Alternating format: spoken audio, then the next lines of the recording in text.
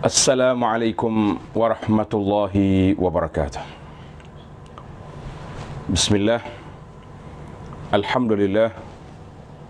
Wassalatu wassalamu ala Rasulillah Nabiyyina Muhammad ibn Abdullah wa ala alihi wa sahbihi wa man sara ala nahjihi wa ihtada bihadihi wa istanna bisunnatihi ila yaumiddin. Amma ba'du.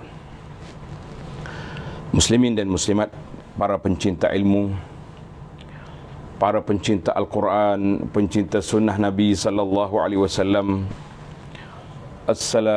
Alhamdulillah, kita syukur pada Allah Azza wa Jalla kerana pada pagi yang ceria ini 27 hari bulan Januari 2023 kita dapat meneruskan bicara kita dalam buku Mahakaza Ashu Ma'al Quran.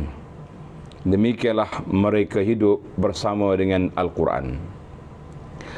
Jadi kita masih lagi mencari jalan bagaimana untuk menguatkan semangat kita, bagaimana untuk menguatkan ingatan kita, bagaimana untuk menguatkan tenaga kita untuk sentiasa mencari petunjuk, pedoman, hidayah daripada Allah Azza wa Jalla melalui kitabnya yang mulia Al-Quran Al-Karim, iaitulah Quran yang mulia. Bila kita kata Quran yang mulia, orang yang nak mulia, dia juga kena mencari Al-Quran. Sebagaimana kata orang, kullu ma yattasilu bil Quran, semua perkara, semua orang yang berkait dengan Al-Quran, maka dia akan mulia, akan dimuliakan oleh Allah Azza wa Jalla apabila ianya betul-betul ikhlas, betul-betul lakukan amalan itu kerana Allah, semata-mata mencari keredaan, mencari keampunan Allah Azza wa Jalla. Maka para jemaah sekalian, dalam hikayat ataupun hakadha, demikianlah mereka bersama dengan Al-Quran. Pada kali ini kita akan bincangkan tentang tadabbur kepada ayat. Tuan-tuan dan puan-puan pencinta Al-Quran boleh buka ayat Suratul Ra'di.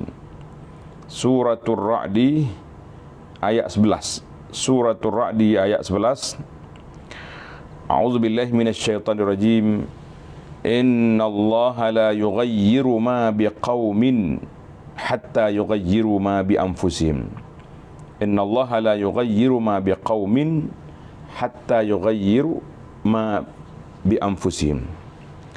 Maksudnya Allah SWT tidak akan ubah mana-mana kaum sehingga mereka mengubah perjalanan yang baik-baik itu kepada perjalanan yang tidak baik. Maka itu satu perubahan yang cukup berbahaya, yang cukup menakutkan kita, sebab perubahan itu akan menjadikan manusia dalam keadaan baik menjadi tak baik. Ada pula yang berubah daripada tak baik kepada baik.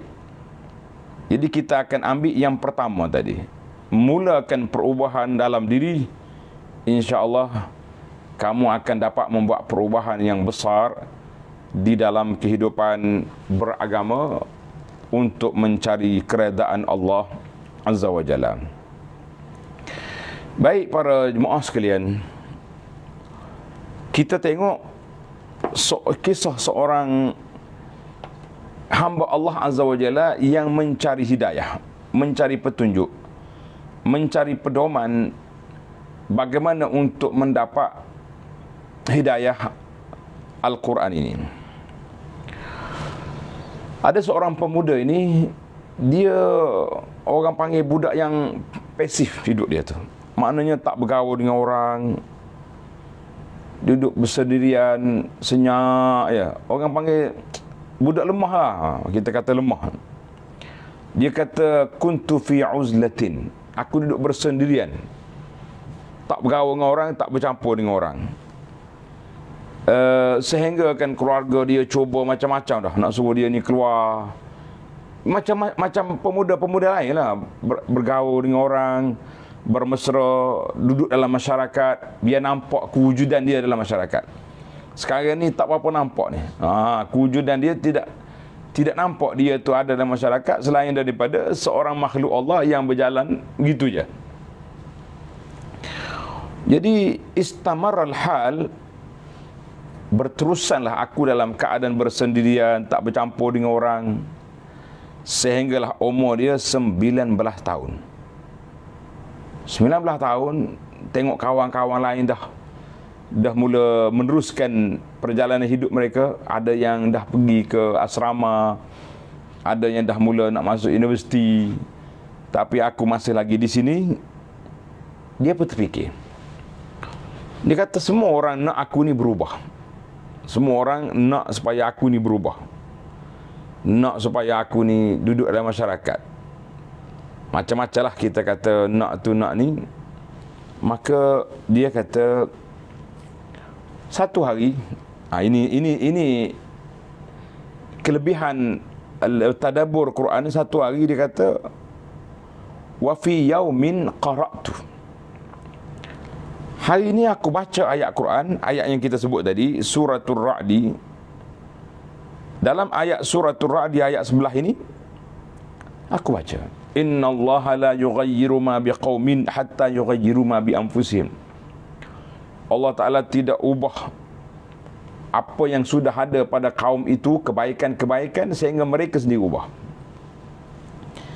Fa'ariftu, aku pun dapat kesan, dapat ilham dengan berfikir, tadabbur kepada ayat ini. Annat taghyir, tuan-tuan tanda, annat taghyir la budda an yabda min nafsi. Perubahan ini aku mesti mula dulu. Ini dia panggil ilmu motivasi. Perubahan ini aku yang mesti mula dulu. Nak tunggu orang lain ubah, kalau kita tak nak berubah, jadi ke tidak? Tak jadi. Jadi itu yang dikatakan oleh para ahli fikir, ahli motivasi. Mereka mengatakan perubahan bermula dari dalam diri. Perubahan dari dalam diri. Jadi bila aku dapat ayat ni, aku duk berfikir, mencari jalan bagaimana nak positifkan hidup dalam masyarakat. Fa farihtu jiddan. Allahu Akbar. Dengar ni tuan-tuan, para pencinta Al-Quran. Bila aku dapat ayat ni, aku duk ulang juga, baca juga, ta'ammul, perhati, tadabbur. Fa farihtu jiddan. Aku rasa happy sangat-sangat bahawa aku kena berubah. Masya Allah. Wa qarartu an ughayyira nazrati lil hayah wa li nafsi awalan. Aku buat keputusan bahawa aku mesti ubah persepsi, cara hidup aku ini bermula daripada diri aku ni. Aku kena ubah dulu. Wa ba'daha satataghayyaru, selepas pada aku berubah, aku akan tengok nanti kesannya masyarakat juga akan berubah persepsi ataupun pandangan mereka kepada aku. Dulu orang tengok aku ni pasif, salbiyat dia panggil, maknanya tak aktif dalam masyarakat. Wujuduhu kal adami, ada dia macam tak ada je. Jadi alhamdulillah, wabil fi'li, jadi dia mulalah, mana daripada duduk menyendiri, dia keluar daripada rumah, pergi masjid, bergaul dengan orang, tanya khabar orang, bercampur dengan adik-beradik, dengan keluarga. Jadi mulalah sahih, perubahan itu telah terjadi. Baik, para jemaah sekalian, kita mengatakan fiqhut taghyir, fiqh nak berubah. Sekarang ni saya yakin dan percaya tuan-tuan dan puan-puan, semua kita nak berubah daripada tak kurang baik. Kita tak kata kita tak baik lah. Orang yang duk ngaji Quran, yang duk tadabbur Quran ni, kita tak boleh nak kata orang daripada kita tak baik. Kita kata kurang baik. Ini pun bahasa positif juga. Dan ustaz kata kita tak baik. La, Abu Ana tak akan kata kepada kita yang duk ngaji Quran ni tak baik. Kita kata kurang baik. Maknanya insya-Allah kita akan ambil langkah positif, kita akan jadi lebih baik.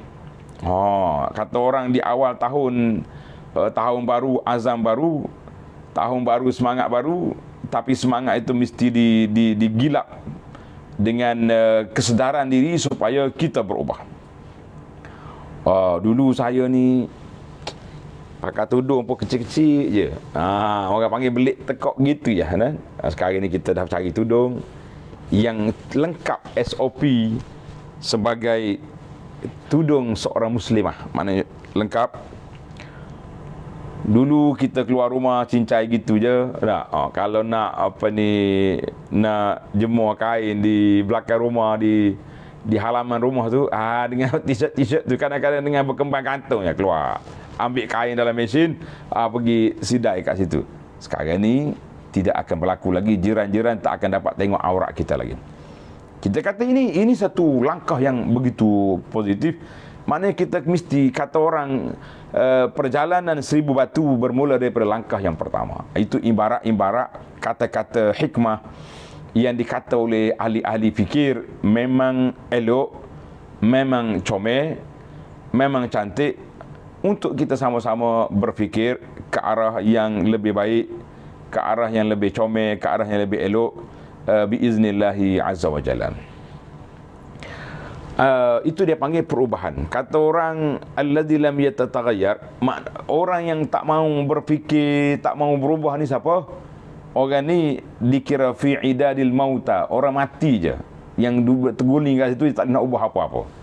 Dia nak berpusing, nak balikkan diri pun tak boleh, nak bangun berjalan pun tak boleh, nak pergi mana pun tak boleh. Itu je orang yang tak boleh berubah. Tapi hakikatnya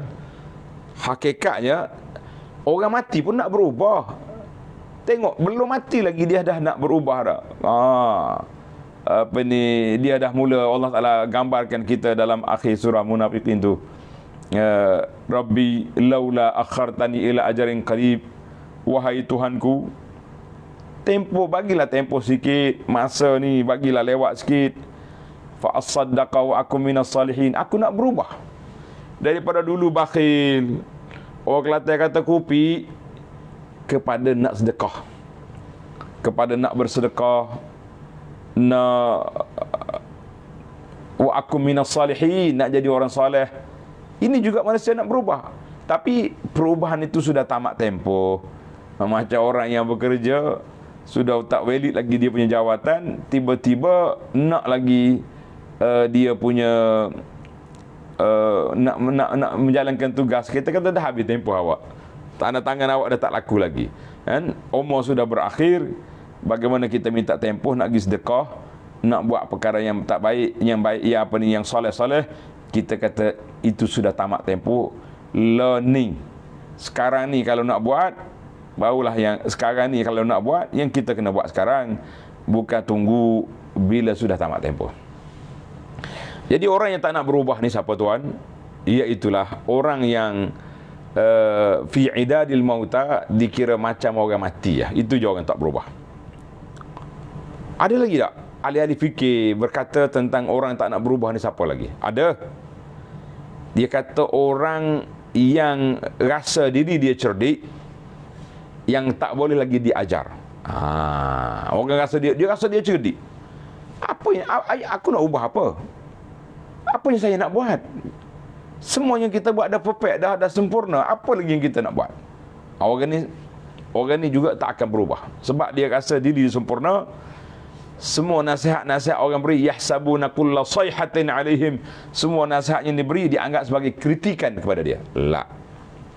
Kita kadang-kadang sahabat kita, kawan-kawan kita, bila kita tegur dia, kita nasihat, ya akhi, ya pak syekh, ya ustaz, tolonglah, kita ni pendakwah, kita ni perbuatan kita, pergerakan kita diperhati oleh masyarakat.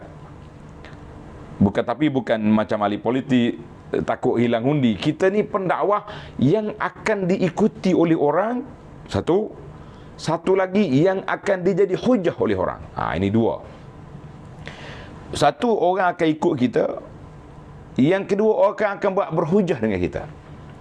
Maknanya kalaulah pendakwah ini, contohlah, saya buat contoh yang simple je.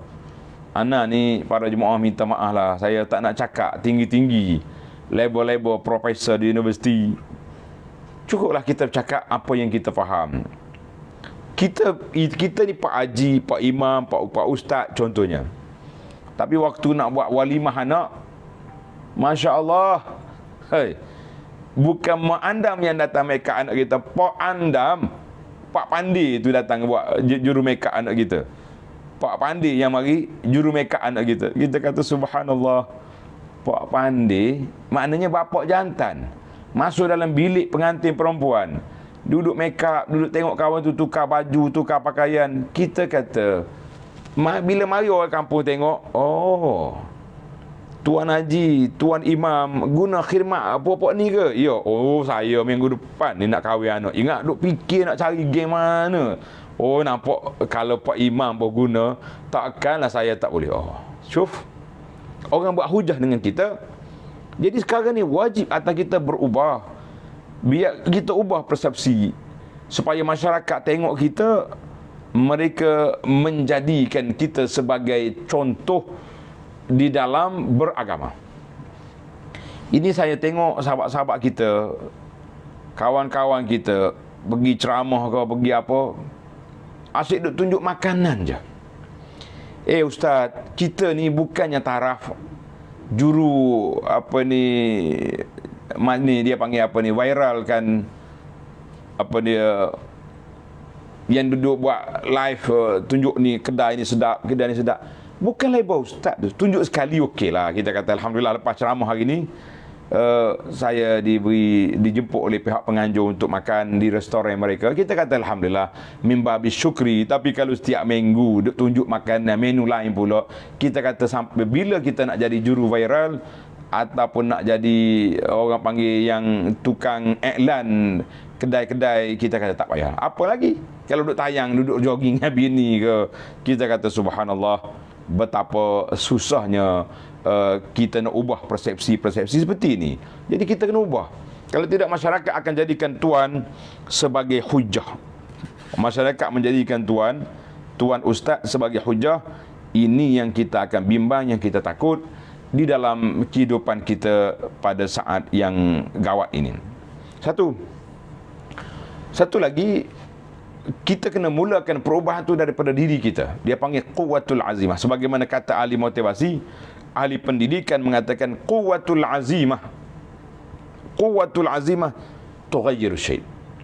Kekuatan jiwa, kekuatan semangat akan mengubah perjalanan kita biiznillahi azza wa jalla. Tapi kalau tak ada langsung semangat, tak usah cakap. Ana dah ulang berapa kali kisah ni, tapi saya nak ulang lagi hari ni, kebetulan dengan tajuk kita. 1 tahun 2 kes berlaku.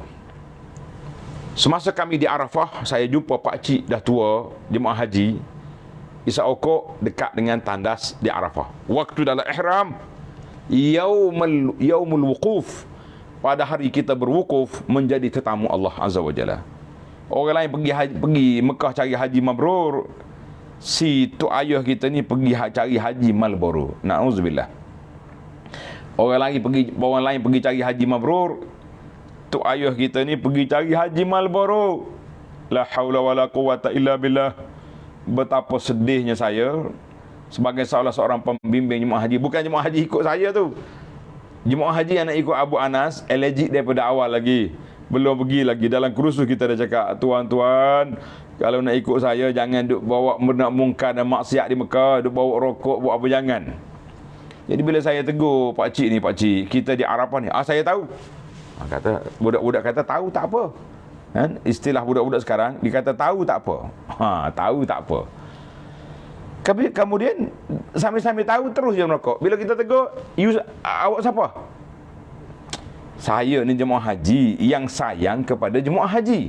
Walaupun saya bukan pegawai tabung haji, tapi saya sayanglah kepada jemaah haji yang datang dari jauh mencari keampunan Allah. Kita sekarang ni dalam mood duyufur rahman, dalam mood duyufur rahman, mood tetamu Allah. Kenapa jadi macam ni? Akhirnya nampak dia cengih. Kita pun teringat pesanan Allah Azza wa Jalla, la rafasa wala fusuqa wala jidala fil haji. Allah kata jangan buat benda tak baik, jangan buat benda yang berkait dengan hubungan suami isteri, wala jida, jangan berkelahi. saya pun lari. Itu salah satu daripada contoh orang pergi ke Mekah tidak nak berubah. Contoh yang kedua, ini dia panggil mahallus syahid. Berkait dengan cerita kita ni rapat sangat. Waktu di Mina, saya nak pergi ke tandas, tiba-tiba ada seorang, bukan pakcik sangat lah, mereka abang kita je, lebih kurang umur pun muda, baru nak nyalakan rokok dia dekat dengan tong sampah. Memang selayak pun orang yang pergi merokok di Mekah ni layak dekat tong sampah ya. Jadi bila saya kebetulan dia belum nyala lagi, saya pun pegang tangan dia, bang, ambil rokok ni campak dalam tong sampah je.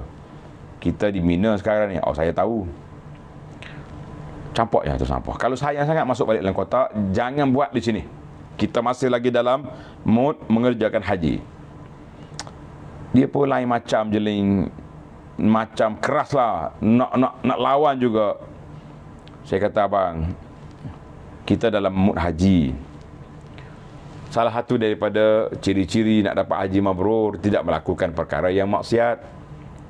Rokok ini telah dipatuakan oleh ulama maksiat. Cengeng lagi, nampak muka lain macam. Akhir sekali saya tanya, saudara, kita ni kalau kita tak mulakan perubahan di sini, waktu kita dalam ihram, dalam mengerjakan haji di tanah haram, menjadi duyufur rahman, mata nataghayyar, bila kita nak berubah? Bila saya bagi ayat tu, dia pun celek. Dia kata, Haji, dengan ayat, memang saya tak nak berubah. Saya kata, la haula wala quwata illa billah, inna lillahi wa inna ilaihi raji'un, Allahumma ajurni fi musibati. Terkejut. Saya memang tak nak berubah. Habis kau pergi haji buat apa? Menghabiskan kota haji je. Niat tak ada nak berubah. Kita kata ini suatu ancaman yang besar yang melanda sebahagian daripada umat. Sebab sombong, rasa diri sempurna, tak boleh ditegur. Ini orang yang tak akan berubah. Ini orang yang tidak akan berubah. Dia rasa dia sempurna. Kita nak berubah bila kita rasa kita lemah. Kita nak berubah bila kita rasa kita tak baik. Tapi kalau kita dah rasa kita baik, nak ubah buat apa? Apa salah saya? Ada setengah orang ni kalau kita tegur apa-apa tak, dia kata, apa salah saya? Ayat ini pun memberikan para pendakwah untuk tackle, untuk menyelesaikan masalah, apa salah saya. Habis kita kata, awak tak salah, yang bersalah saya. Sebab apa? Sebab saya pergi tegur awak, saya lah yang bersalah kan? Allahu Akbar. Apa nak buat? Subhanallah. Allahu Akbar. Jadi bila dia kata dia tak nak berubah, saya terkejut. Kita kata inna lillahi wa inna ilaihi raji'un. Kepada Allah lah kita kembali. Apa nak buat? Dia memang datang tak nak berubah. Allahu Akbar. Para jemaah sekalian, maka yang ketiga, yang ketiga orang yang tak nak berubah ni siapa? Al-jahil la ya'lamu syai'an. Orang jahil yang tak tahu apa.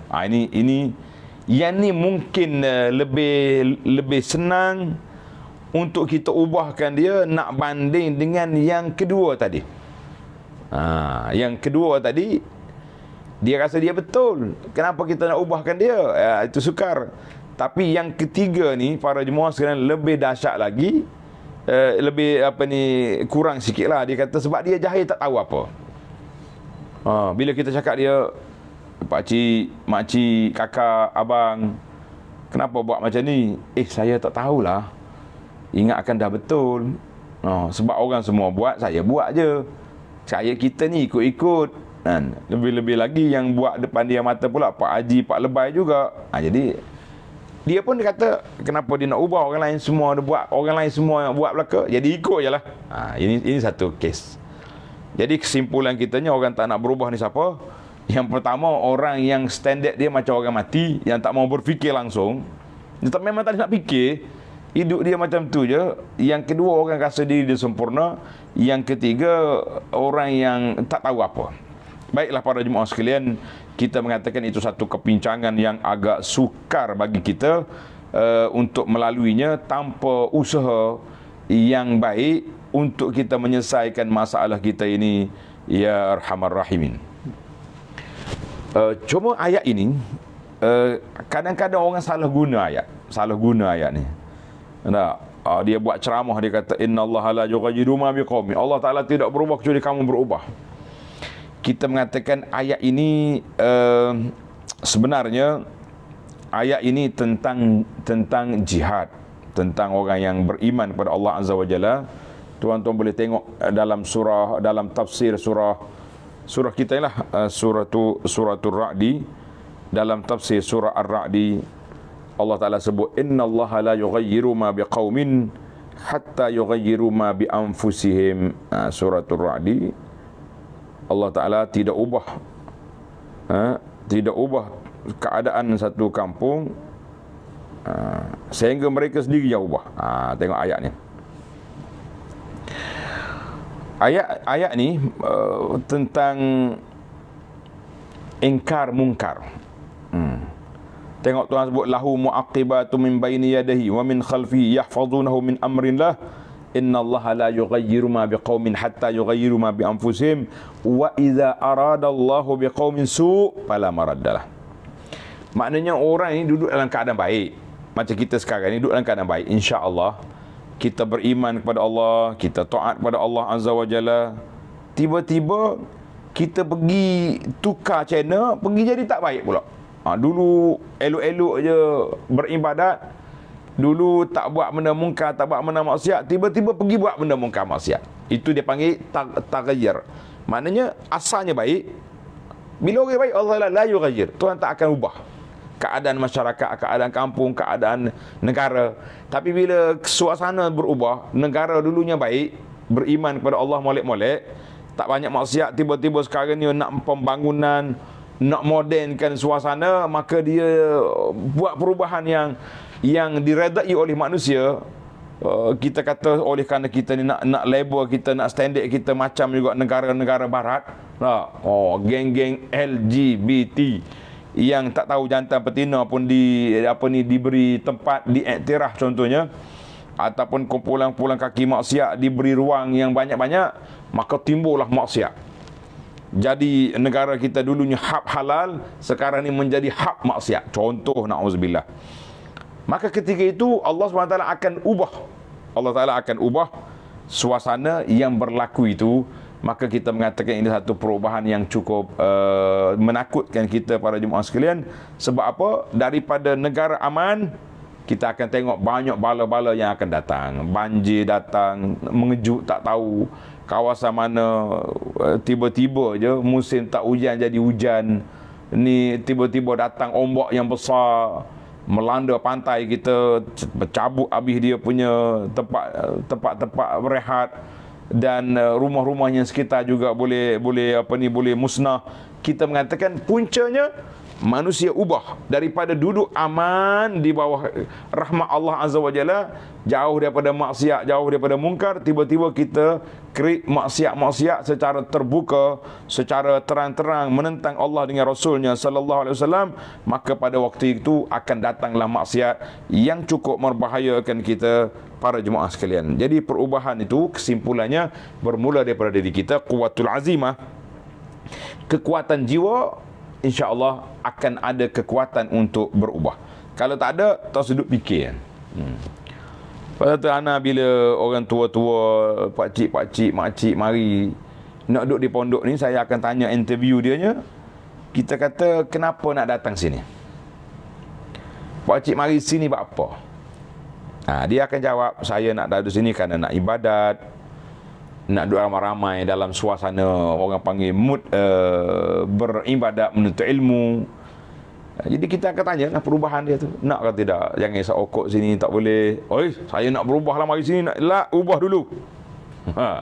Berhenti dulu baru kita terima. Kalau tak berhenti, jangan cakap. Memang bahaya. Orang ni kumpulan ni dia kelentung kita je. Akhir kali tak berhenti-henti. Jadi kita letak syarat quwwatul azimah. Nak duduk sini, ubah diri dulu. Yang kedua, bersedia ke tidak untuk solat jemaah 5 waktu di masjid? Kalau ada majlis ilmu, bersedia ke tidak untuk belajar? Bersedia, datanglah. Mari ya. Sebab kita mulakan perubahan daripada langkah yang pertama, bukan sudah melangkah baru nak ubah lah. Macam kita sekarang ni kan, sebelum kita melangkah perjalanan kita, kita dah mula dengan GPS, dengan wave, dengan apa-apa alat-alat perubahan ni lah, alat-alat yang boleh membantu kita untuk perjalanan ni. Kita ubah dulu, kita berjalan, kita tengok dulu, oh nak pergi ke sini, jarak dia, kita keluar daripada jalan ni ke kiri atau ke kanan, dia punya jarak dia macam mana. Jadi kita mula langkah kita tu dengan kita tengok bagaimana hala tuju yang kita nak pergi. Kita nak pergi ke mana? Demo nak pergi ke mana? Nak pergi ke akhirat, sebagaimana kata ulama, berjalan kepada Allah dengan hati. Al-masyu ilal khalqi bil aqdam. Berjalan kepada Allah dengan hati, berjalan kepada manusia dengan kaki. Sebab apa? Sebab hati itu mesti nak kepada kebaikan, mesti ikhlaskan niat untuk berubah, mesti ada kekuatan jiwa, kekuatan semangat untuk melakukan kebaikan. InsyaAllah tuan-tuan dan puan-puan akan dapat. Semangat kena ada, perubahan ada. Di antara perubahan yang kita nak tengok sekarang juga, para jemaah sekalian, iaitulah perubahan tentang suatu kempen yang kita adakan. Tajuk dia Masuk Syurga Sekeluarga. Kempen kita ni tajuk dia Masuk Syurga Sekeluarga. Oi ustaz, kita sekarang ni secara alam realiti, alam nyatanya, tuan-tuan dan puan-puan setuju ke tidak dengan kempen yang sahabat saya dan sahabat-sahabat pendakwah ni buat kempen? Dia kata dukhulul jannah ma'al al-ahli wal aqriba. Kita masuk syurga dengan keluarga kita, dengan orang-orang yang kita sayangi. Kalau kita kata setuju, habis apakah perubahan yang perlu kita buat? Langkah pertama yang perlu kita buat, langkah positif yang perlu kita rancang untuk mencapai hasrat dan cita-cita yang murni. Apakah langkah dia? Sudah pasti langkah yang pertama, daripada dulu kita berjalan seorang diri ke masjid. Budak-budak sekarang ni mana tahu apa. Kenapa kita menyalahkan budak-budak sekarang? Lesh, anak Arab kata lesh. Kenapa? Orang Kelantan kata bapa. Bapa dia nak menyalahkan budak-budak. Kenapa kita tak menyalahkan kita? Waktu kita nak pergi masjid, bawa tak bawa? Ajak ke tidak isteri? Dinda, kita ni lagi 15 minit nak maghrib. Malam ni pula ada kuliah. Contohlah kita kata, malam ni pula masjid kita jemput Al-Faqir Abu Anas bagi ceramah. Ceramah tentang akidah, ceramah tentang akhlak, ceramah tentang ibadat. Mari kita pergi awal-awal lagi. Okey bang, okey. Kita buat minum kopi awal lagi untuk ke masjid. Satu langkah. Anak-anak kita mana yang? Anak-anak pula. Cari anak pula.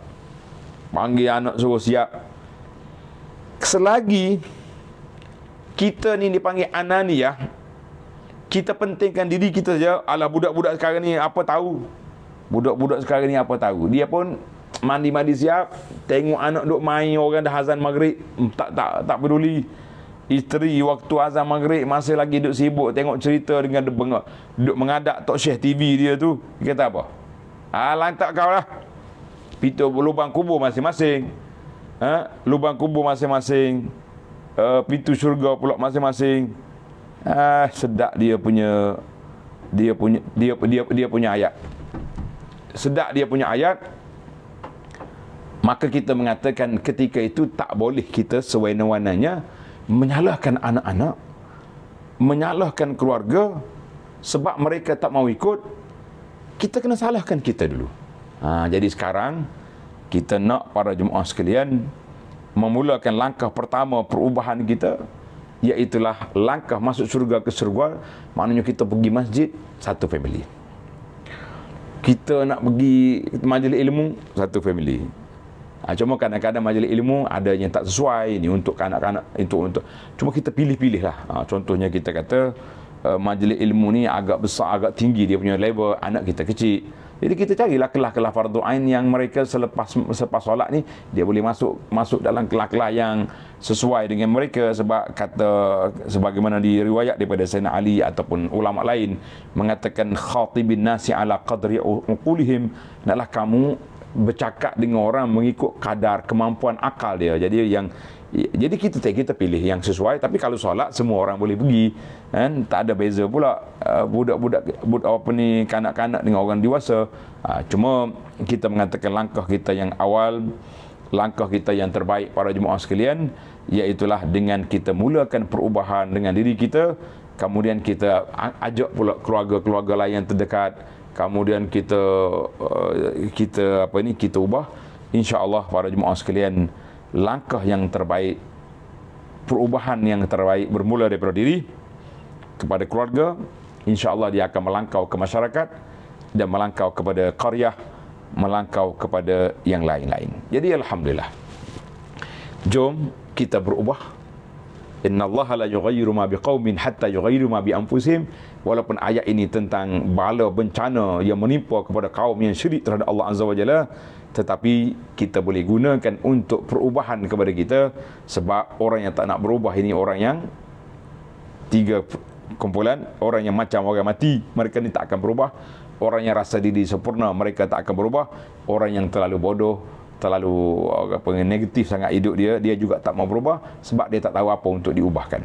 Baiklah para jemaah sekalian, setakat itulah dulu perbincangan kita. Mudah-mudahan ada manfaatnya dalam perbincangan yang ringkas ini. Sekian, aqulu qawli hadza wa astaghfirullah li wa lakum wa li jami'il muslimina wal muslimat. Kita berdoa kepada Allah SWT, ya Allah ya Rahman, kami mohon dengan nama-Mu yang maha indah, dengan sifat-Mu yang maha tinggi, supaya Engkau berilah kepada kami perubahan-perubahan yang kami akan mulakan daripada diri kami, keluarga kami, untuk menjadi hamba-Mu yang baik, hamba-Mu yang taat, hamba-Mu yang patuh, hamba yang mengikut sunnah Nabi sallallahu alaihi wasallam, yang menjauhkan daripada perkara-perkara bid'ah, reka-rekaan dalam ibadat, dan perkara mungkar yang dimurkai oleh Engkau ya Rabbal Alamin, ya Arhamar Rahimin. Wa sallallahu ala nabiyyina Muhammadin wa ala alihi wa sahbihi ajma'in. Walhamdulillahi Rabbil Alamin. Wassalamualaikum warahmatullahi wabarakatuh. Jadi macam biasalah para jemaah sekalian, macam biasa dia panggil ingat hari ni hari Jumaat kan. Hari ni hari Jumaat. Ingat Jumaat, ingat selawat. Allahumma salli ala Muhammad wa ala ali Muhammad. Ingat Jumaat, ingat baca surah Al-Kahfi, jangan lupa. Dan bagi orang yang boleh pergi solat Jumaat, jangan lupa pergi awal solat Jumaat. Banyak kelebihannya, banyak faedahnya, banyak pahala-pahala yang dapat kita raih. Mulakan perubahan. Dulu pergi Jumaat lewat-lewat sampai khutbah kedua baru sampai. Hari ini kita akan sampai hari ini insya-Allah sebelum khatib naik mimbar. Anda boleh, saya boleh, semua kita boleh untuk melakukan perubahan biiznillahi azza wa jalla. Sekian, assalam. Kita sambung lagi dalam siri akan datang, cerita kita tentang perubahan, tentang bahayanya orang-orang yang tidak mengikut peraturan Allah azza wa jalla. Sekian, assalamualaikum warahmatullahi wabarakatuh.